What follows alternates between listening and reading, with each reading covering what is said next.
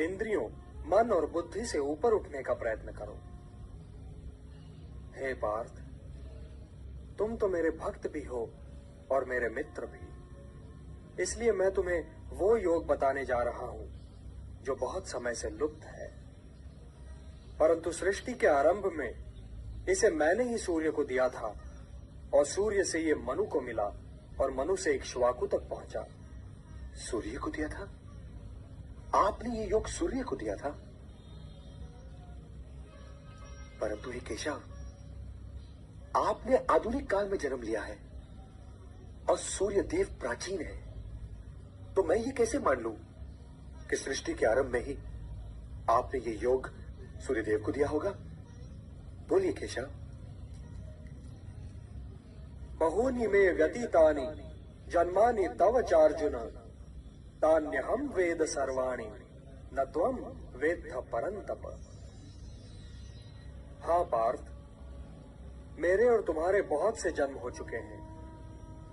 मुझे वो सारे जन्म याद हैं, परंतु तुम्हें याद नहीं है।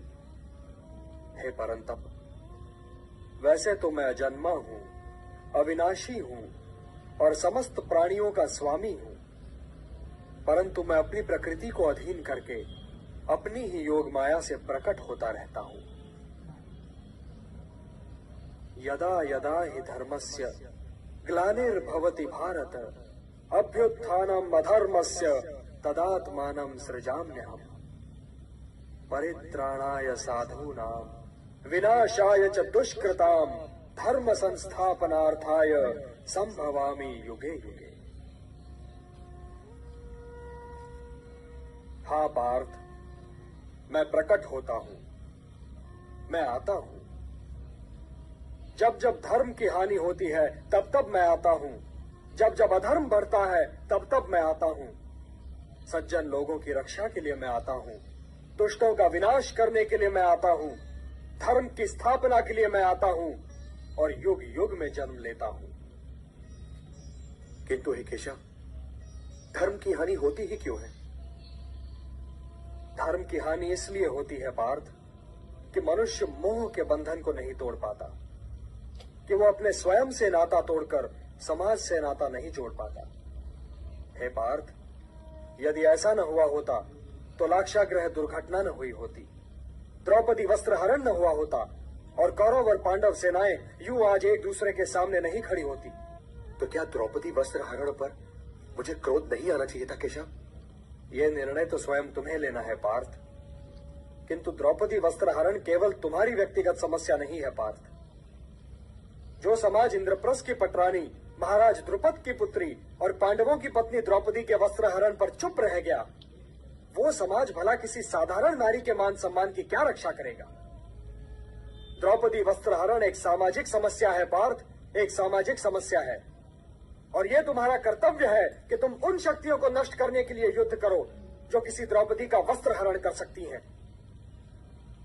ये शक्तियां समाज की शत्रु हैं पार्थ, और जो महापुरुष इस युद्ध में उन शक्तियों के पक्ष में हैं, उनके पक्ष में युद्ध करने आए हैं, उनसे युद्ध करने में भी संकोच न करो।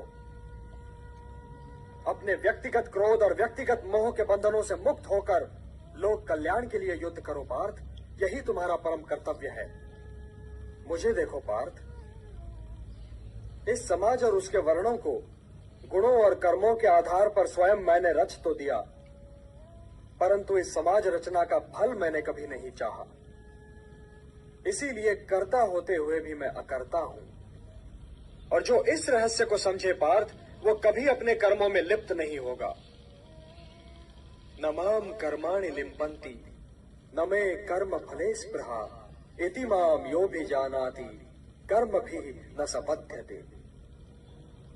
मुझे कर्म फल की इच्छा नहीं है, जब ही तो कर्म मुझे दूषित नहीं कर पाते। तुम भी निष्काम कर्म करो पार्थ, और अपने कर्म पर अपने निहित स्वार्थ की छाया न पड़ने दो।